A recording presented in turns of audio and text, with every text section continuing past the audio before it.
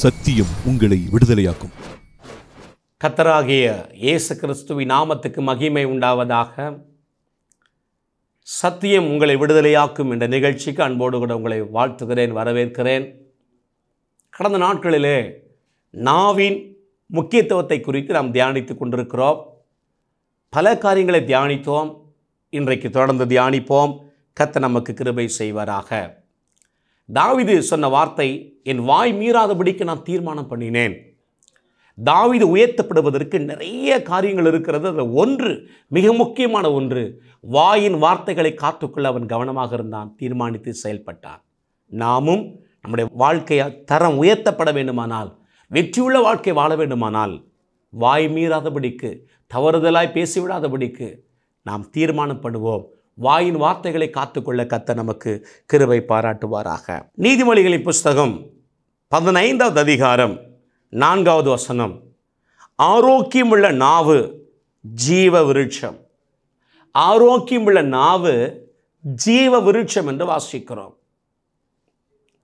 நாவின் மாறுபாடோ ஆவியை நொறுக்கும். ஆரோக்கியமுள்ள நாவு, நல்ல வார்த்தைகளை பேசுகிற நாவு, விசுவாசத்தின் வார்த்தைகளை பேசுகிற நாவு, பொல்லாப்பை பேசாத நாவு, குறைவை பேசாத நாவு, நஷ்டத்தை பேசாத நாவு, தோல்வியை பேசாத நாவு ஜீவனை பிறப்பிக்கக்கூடிய விருட்சமாய் இருக்கிறது. வேதம் சொல்லுகிறது, நீதிமானுடைய வாய் ஜீவனை பிறப்பிக்கிற ஊற்று. ஜீவன் என்றால் என்ன தெரியுமா? God kind of life, தேவனை போல வாழக்கூடிய ஆற்றல். இன்னும் புரியுற மாதிரி சொல்லணும் அப்படின்னா, தேவனுக்குள் இருக்க டாப் டு பாட்டம் அத்தனையும் ஜீவன் என்ற பெயரில் ஊதி ஆதாமுக்குள்ள வைத்து விட்டார். ஆதாம் தேவனை போல வாழக்கூடிய ஆத்துமாவாய் மாறினான். கவனியுங்கள், இன்னொரு அர்த்தம் இருக்கிறது. ஜீவன் என்றால் இந்த பூமியில் எல்லா நன்மைகளை பெற்று நம்மை வெற்றியாய் வாழ வைக்கக்கூடிய கண்ணுக்கு தெரியாத தெய்வீக ஆற்றல். கவனியுங்கள், ஜீவன் என்ற வார்த்தைக்கு சில இடங்களில் உயிர் என்ற அர்த்தம் இருக்கிறது. ஆனால் இந்த இடத்துல இன்னும் பல இடங்களில் உயிரை குறிக்கவில்லை. ஜீவன் என்பது தேவனை போல வாழக்கூடிய ஆற்றல். இந்த பூமியில் நமக்கு என்னெல்லாம் வேண்டுமோ அத்தனை தரக்கூடிய டிவைன் பவர், தெய்வீக ஆற்றல். இதை பரலோகத்தில் வைக்கவில்லை, எந்த பெரிய ஊழியக்காரன் கையில் வைக்கவில்லை, பல இடங்களில் வைத்திருக்கிறார். அதில் ஒன்று நாவில் வைத்திருக்கிறார். ஆரோக்கியமுள்ள நாவு, சரியாக பேசுகிற நாவு, நேர்த்தியாய் பேசுகிற நாவு ஜீவனை பிறப்பிக்கிற ஊற்றாக, விருட்சமாக இருக்கிறது. ஆமென். நீதிமானுடைய வாய் ஜீவனை பிறப்பிக்கிற ஊற்று. ஸோ நாவு மிக மிக முக்கியம். அந்த ஜீவன், அந்த தேவ வல்லமை புறப்பட்டு வியாதியை விரட்ட வேண்டுமா, கடனை விரட்ட வேண்டுமா, நஷ்டத்தை விரட்ட வேண்டுமா? அப்படியானால் வாய் ஆரோக்கியம் உள்ளதாக இருக்க வேண்டும். வாய் விசுவாசமான வார்த்தைகளை பேச வேண்டும்.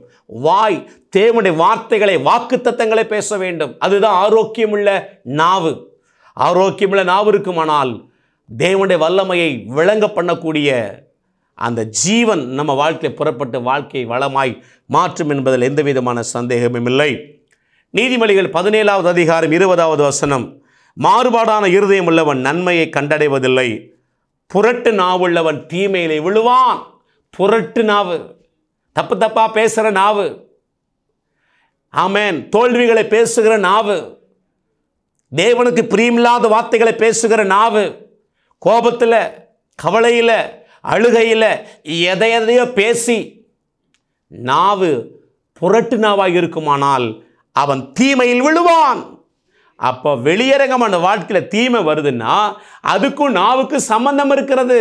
என்றைக்கோ எப்பொழுதோ அறிந்தோ அறியாமலோ தீமையான வார்த்தைகளை பேசினதின் விளைவுதான் தீமைகளை அறுவடை செய்து கொண்டிருக்கிறோம். கவனித்து பாருங்கள், உங்கள் நாவின் வார்த்தைகளை சிந்தித்து பாருங்கள். புரட்டு நாவுள்ளவன் தீமையில் விழுவான். ஏசாயா 59வது அதிகாரம் 1வது வசனம், ரட்சிக்க கூடாதபடிக்கு கர்த்தருடைய கை குறுகி போகவில்லை, கேட்கக்கூடாதபடிக்கு அவருடைய செவி மந்தமாகவில்லை. ஓகேவா? 2வது வசனம், உங்கள் அக்கிரமங்களே உங்களுக்கும் தேவனுக்கு நடுவாக பிரிவினையை உண்டாக்குகிறது. உங்கள் பாவங்களே அவர் உங்களுக்கு செவிகொடாதபடிக்கு அவருடைய முகத்தை உங்களுக்கு மறைக்கிறது. ஸோ அக்கிரமம் பாவம் சொல்கிறார். கர்த்தருடைய கை குறுகல, அவர் செவி மந்தமாகல. உன் அக்கிரமம் பாவம் தான் எல்லாத்தையும் தடுத்து போட்டுங்கிறாரு. அந்த அக்கிரமம் பாவங்கிறத எதை ஃபோக்கஸ் பண்ணுறா தெரியுமா? 3வது வசனம், ஏனென்றால் உங்கள் கைகள் இரத்தத்தினாலும் உங்கள் விரல்கள் அக்கிரமத்தினால் கரைப்பட்டிருக்கிறது. உங்கள் உதடுகள் பொய்யை பேசி உங்கள் நாவு நியாயக்கேட்டை வசனிக்கிறது. அப்ப ஜெபத்துக்கு ஏன் பதில் வரல? ஏன் தேவனுடைய வல்லமையை நம்ம அனுபவிக்க முடியல? ஏன் தேவனுடைய கிரிகளை சபையில, ஊழியத்துல, குடும்பத்துல பார்க்க முடியல? உங்கள் அக்கிரமங்கள், உங்கள் பாவம். அந்த அக்கிரமம் பாவம் என்னன்னு கீழே சுட்டி காண்பிக்கிறார். உங்கள் உதடுகள் பொய்யை பேசுகிறது, உங்கள் நாவு நியாயக்கேட்டை வசனிக்கிறது. வார்த்தையில உண்மை இல்லை, வார்த்தை சரியா பேசல, நாவு சரியா பேசல, நாவுல நியாயக்கேடு, நாவுல பொய். அப்போ வாயின் வார்த்தை சரியில்லைன்னா ஜெபத்துக்கு பதில் வராது. வாயின் வார்த்தை சரியில்லையானால் தேவனுடைய வல்லமையை நீங்கள் அனுபவிக்க முடியாது. அதைத்தானுங்க ஏசாயா சுட்டி காட்டுவதை நாம் பார்க்க முடியும். அன்பு தேவ பிள்ளைகளே, யாக்கோபு 3வது அதிகாரம் 6வது வசனத்தை கடந்த நாட்களில் தியானித்தோம். மறுபடியும் அதனுடைய 2வது பகுதியை தியானிக்க போகிறோம்.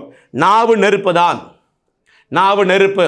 சின்ன நெருப்பு பெரிய கட்டை கொளுத்திரும், சின்ன நெருப்பு பெரிய பாதிப்பை உண்டாக்கிறோம். அதே போல நம்ம தப்பா பேசுகிற சின்ன வார்த்தை பெரிய பாதிப்பை உண்டாக்குறோம். அதே போல சரியாய் பேசுகிற சின்ன வார்த்தையும் பெரிய ஆசீர்வாதமான விளைவை நமக்கு உண்டாக்கும்.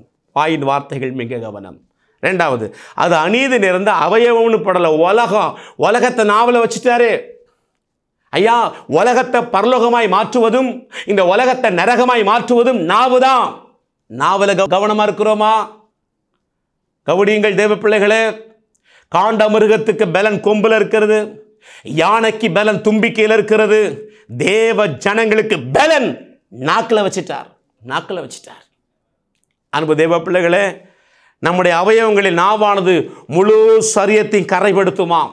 இந்த சரீரத்தை கரைப்படுத்தக்கூடிய வல்லமை வாயின் வார்த்தைகளுக்கு உண்டு. ஸோ வாயின் வார்த்தைகளுக்கு சரீரத்தை கரைப்படுத்தக்கூடிய வல்லமை இருக்குமானால் அதே வாயின் வார்த்தைகளால இந்த சரீரத்தை, வாழ்க்கை கரைபடாமல் பாதுகாக்க முடியும். நல்ல வார்த்தைகளை பேசுங்கள். என்னை பலப்படுத்த கிறிஸ்துவினால பரிசுத்தமாக வாழக்கூடிய பலன் எனக்குள்ள இருக்கிறது. நான் தேவனால் பிறந்தவன், தேவனால் பிறப்பதெல்லாம் உலகத்தை ஜெயிக்கும், உலகத்தை மாம்சத்தை ஜெயிக்கக்கூடிய பலன், ஆற்றல் எனக்குள்ள இருக்கு. ஐயா, வாயின் வார்த்தைகளால் இந்த சரீரம் கரைபடுமானால் அதே வாயின் வார்த்தைகளால் சரீரத்தை, வாழ்க்கையை கரைபடாமல் பாதுகாக்க முடியும். அடுத்தாக வேதம் சொல்லுகிறது, அது ஆயில் சக்கரத்தை கொளுத்தி விடுகிறதாயும் இருக்கிறது. கவனிங்கள், நம்முடைய ஆயில், நீடிய ஆயிலுக்கும் நாவுக்கு சம்பந்தம் இருக்கிறது. எதிர்காலத்தின் ஆசீர்வாதத்துக்கு நாவுக்கு சம்பந்தம் இருக்கிறது. வாயின் வார்த்தைகள் ஆயுஷ் நாட்களை தீர்மானிக்கக்கூடியதாக இருக்கிறது. சிலர் சொல்கிறாங்க, எங்கள் தாத்தா பாட்டிலாம் 80-90 வயசு வரை இருந்தாங்க, போகிற பக்கம் பார்த்தா நம்ம 60 தாண்டுவோமா தெரியலையே. 60 வேண்டாம், 50 தாண்ட முடியாது. சிலர் சொல்கிறாங்க, வீடு போங்க, காடு வாங்குது. ரட்சிக்கப்படாதவர்கள், தேவனை அறியாதவர்கள் பேசுகிற பேச்சுமா நம்ம பேசக்கூடாது. நம்முடைய ஐக்கியம் அவர்களோடு இருந்தால் நாமளும் அவர்களை போல பேச ஆரம்பித்து விடுவோம். அப்படி பைபிள் சொல்லுதா? வீடு போங்குதா, காடு வாங்குதா? நீடித்த நாட்களால் நான் உன்னை திருப்தியாக்குவேன், நீ உன் பிள்ளைகளின் பிள்ளைகளையும் அவர்களுக்கு நாம் சமாதானத்தை காண்பாய், அப்பத்தையும் தண்ணீரை ஆஸ்வதித்து வியாதியை உன்னிந்து விளக்கி உன் ஆயுஷ் நாட்களை பூர்ணப்படுத்துவேன். கர்ப்பம் விழுகிறது, மலடும் உன் தேசத்தில் இருப்பதில்லை. என் தானியம் ஏற்ற காலத்தில் அம்பாரத்தில் சேருவது போல நல்ல முதிர்வையிலே கலரையில் சேர்க்கப்படுவேன். நீ நன்றாய் சுகமாயிருப்பாய், நீடித்திருப்பாய். நீ நன்றாயிருப்பாய், நீடித்திருப்பாய். ஸோ நீடிய ஆயுள் வரை இருப்பது தேவ சித்தம். பிள்ளைகளின் பிள்ளைகளை காண்பது தேவ சித்தம். இருக்கிற வியாதியை வைத்து, பலவீனத்தை வைத்து தப்பா பேசி ஆயுள் சக்கரத்தை கொளுத்தி விடாதிருங்கள். நீண்ட ஆயுஷ்காலமான வாழ்வேன், அதற்காக இயேசு ஜீவனை கொடுத்திருக்கிறார். என் பிள்ளைகளின் பிள்ளைகளை காண்பேன். பேசுங்கள். நீண்ட ஆயுளுக்கு நேரம் உங்களை இழுத்து செல்லும். மற்றவங்க பேசுகிற மாதிரி பேசாதீங்க. தேவனை அறியாதவங்க பேசுகிற மாதிரி பேசாதீங்க. Praise the Lord. தேவனுடைய வார்த்தை பேச தீர்மானியுங்கள். இது ஆயுள் சக்கரத்தை கொளுத்திவிடும். ஸோ நம்முடைய எதிர்காலத்தின் நீண்ட ஆயுளுக்கும் வாயின் வார்த்தைக்கு சம்பந்தம் இருக்கிறது. அது நரக அக்கினியினால் கொளுத்தி விடப்படுகிறதாயும் இருக்கிறது. நான் சொன்னேன், உலகத்தை நரகமாக மாற்றுவதும் பரலோகமாய் மாற்றுவதும் நாவில் தான் இருக்கிறது. ஸோ இரவும் பகலும் தேவனுடைய வார்த்தையை பேசுவோம், நல்ல வாக்கு தத்தங்களை பேசுவோம். நிறைய உதாரணங்களை அந்தந்த நாட்களில் சொல்லியிருக்கிறேன். என்ன வேணாலும் நடக்கலாம், சூழ்நிலைமை எப்படி வேணாலும் நெகட்டிவாக இருக்கலாம், ஆனால் வார்த்தையில் கவனமாக இருங்க, விசுவாசமாக பேசுங்க. கர்த்தர் எனக்காக யாவற்றை செய்து முடிப்பார்னு பேசுங்க. என்னை வாழாக்காம தலையாக்குவார், என் குறைவுகள் நிறைவாகும், என் கண்ணீர் களிப்பாய் மாறும் என்று சொல்லுங்கள். எந்த பிசாசு என்னை பாவத்தில் அடிமைப்படுத்தினாயோ, என்னை பலப்படுத்துகிற கிறிஸ்துவினால அந்த பாவத்தில் ஒன்றை மிதிச்சு நான் பரிசுத்தமாக வாழ்வேன்.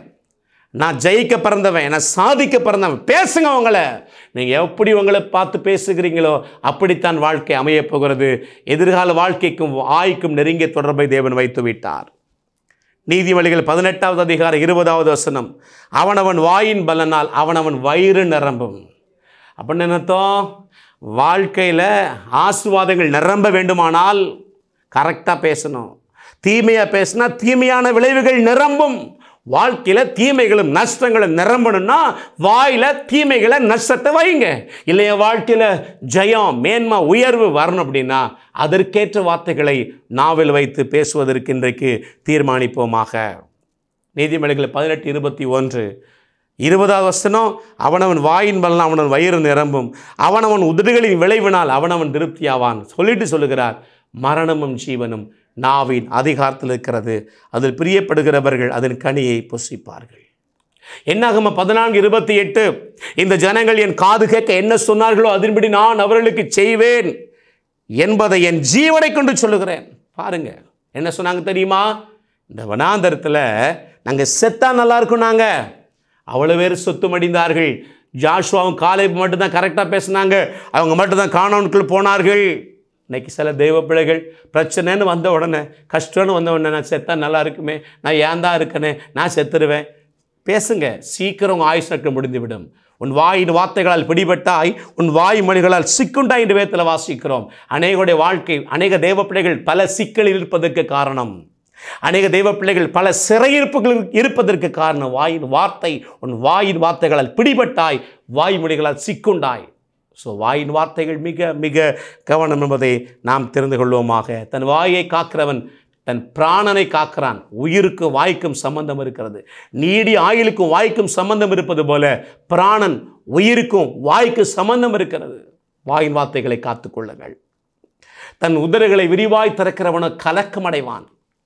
ரொம்ப பேசாதீங்க, பேசுவதற்கு பொறுமையாக இருங்க, கேட்பதற்கு தீவிரமாக இருங்க. பேசுறதுக்கு முன்னாடி சரியான வார்த்தை தானா, நேர்த்தியான வார்த்தை தானா, தேவன் பிரியப்படுகிற வார்த்தை தானா, பக்தி விருத்திக்கு ஏதுவான வார்த்தைகள் தானா என்று யோசித்து பேசுங்கள். நாங்கள் எங்கள் உள்ளெல்லாம் ரொம்ப கபடில்லாத இருதயம், மனசுக்குள்ளே எதையும் வைக்க மாட்டோம், படபடன்னு இருப்போம், உள்ளே ஒன்றும் வைக்க மாட்டோம், படபடன்னு பேசுவோம், ஆனால் உள்ளே ஒன்று இருக்காது. பேசுங்க, படபடன்னு உள்ளே ஒன்றையும் வைக்காமல் வந்ததெல்லாம் பேசுங்க. சிவகாசி பட்டாசு மாதிரி பொட்டு பொட்டுன்னு வாழ்க்கையில் பேசாது தீமையில உண்டு பண்ணி விடுவான். இருதயத்தில் வரந்து எல்லாம் பேசக்கூடாது. தன் உதடுகளை விரிவாய் திறக்கிறவன் எவனை கலக்கமடைவான். எல்லா வார்த்தையும் பேசக்கூடாது. பேசுகிற வார்த்தை சரியான வார்த்தையா, நேர்த்தியான வார்த்தையா, கர்த்தர் பிரியப்படுகிற வார்த்தையா, விசுவாச வார்த்தையா, அலசி ஆராய்ந்து நிதானித்து பேசுங்கள். நிதானமாய் நாம் பேச வேண்டும். நீதிமொழிகள் 21:23 தன் நாவையும் தன் வாயையும் காக்கிறவன் தன் ஆத்துமாவை இடுக்கண்களுக்கு விளக்கி காக்கிறான். Praise the Lord. பார்த்தீங்களா? அப்போ இடுக்கண் வருதுன்னா ரீசன் என்ன? இடுக்கண்னா திடீர் பிரச்சனை, திடீர் சோதனை, திடீர் ஆபத்து, திடீர் போராட்டங்கள். இதுக்கு காரணம் என்னவா? நாவு தானா? பல காரணங்கள் இருக்கலாம், ஆனால் நாவுக்கும் சம்பந்தம் இருக்கிறது. ஒருவேளை நம்ம நாவை காத்துக்கொள்ளாமல் என்னைக்கோ எப்பொழுதோ அறிந்தோ அறியாமல் பேசின வார்த்தைகள் பல நேரங்களில் இடுக்கல்ல கொண்டு வந்துடும். சில சொல்கிறாங்க, விபத்து எப்போ வரும்னு யாருக்கு தெரியும், மரணம் எப்போ வரும்னு யாருக்கு தெரியும். இப்படி பேசுங்க, அது எப்போ வரும்னு உங்களுக்கு தெரியாது, சடக்குன்னு வந்துடும். பேசாதீங்க. வாயின் வார்த்தைகளில் வசனத்தை பேசுங்க. எனக்கு தேவன் தீர்க்காயுசாக இருக்கிறார். Praise the Lord. வேதம் சொல்லுது, உனக்கு நன்மை உண்டாக வாழ்நாள் நீடித்திருக்க தகப்பனின் தாயும் கனம் பண்ணுவாயாக. சொல்லுங்க, எனக்கு தகப்பனின் தாயும் கனம் பண்ணுறவன் ஸோ என் வாழ்நாட்கள் இந்த பூமியில் நீடித்திருக்கும்.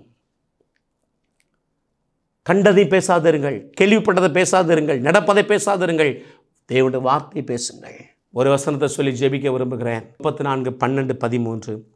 நன்மையை காணும்படி ஜீவனை விரும்பி நீடித்த நாட்களை அபேட்சிக்கிற மனுஷன் யார்? நன்மை வேணும், ஜீவன் தேவனோட வல்லமை வாழ்க்கையில் வெளிப்படணும்.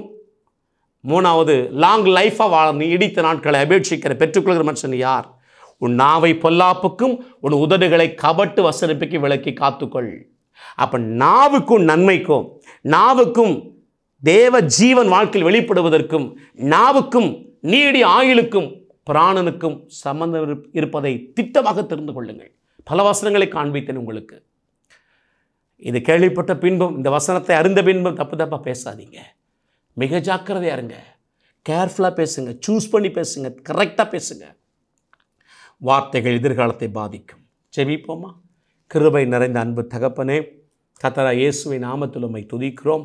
தியானித்த வசனத்தின்படி ஒவ்வொருவரும் வாழ கிருபை பாராட்டுவீராக.